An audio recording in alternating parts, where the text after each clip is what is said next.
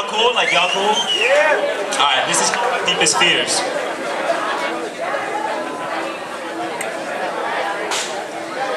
Our deepest fears are not that we are inadequate, but rather we possess a power like a magnet, drawing in information out of curiosity and desperation. See, it has no limitations, like the stars and all the constellations.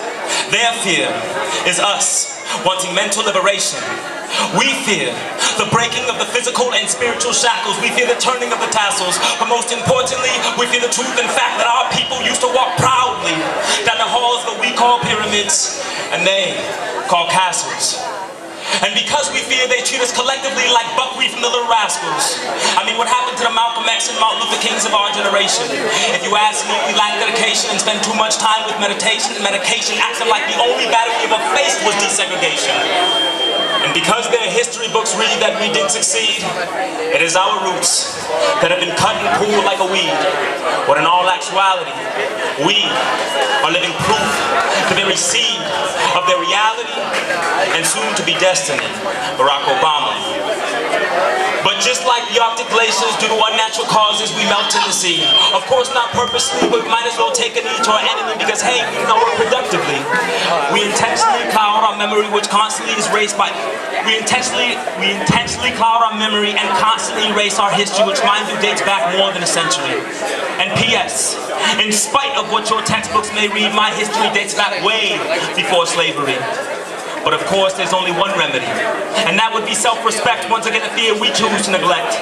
Instead, we pose this stereotypical subject, and a few voices that try to protest, the masses reject. So I ask you, where are these positive images we are supposed to project? I know it's not in the media, because the media claims being black is 9 shots, twin glocks, and putting somebody in a pine box. So of course, don't forget, always being shot by the cops. Unless you're Denzel Washington, Morgan Freeman, and Samuel Jackson, but even then, we ain't making no action. Now, okay, you could argue, what happened to my people, right? Wrong.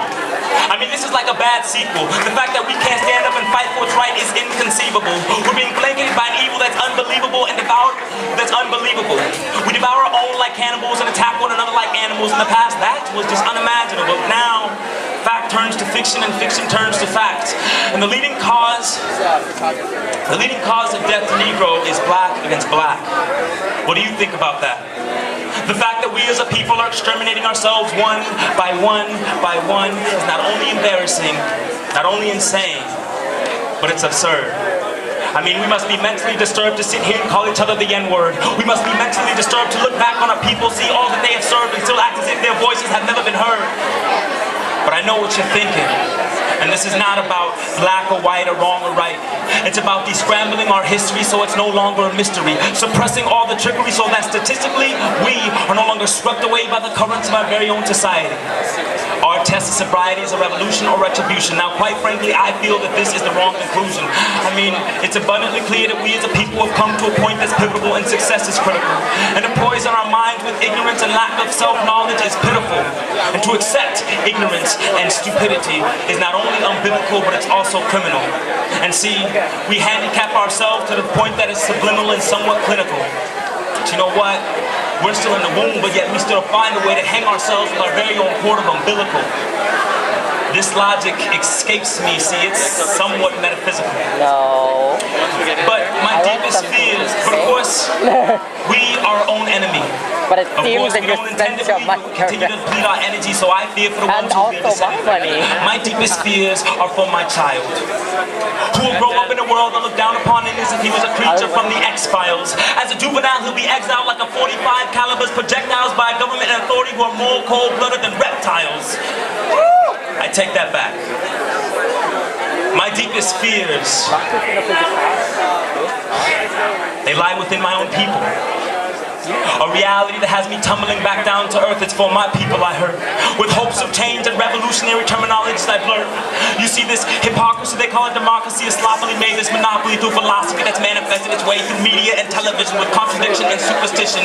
In my skin, its infected needle makes an incision, thus causing me to cloud my every decision as I watch my people and my society partake on a head-on collision. Enough.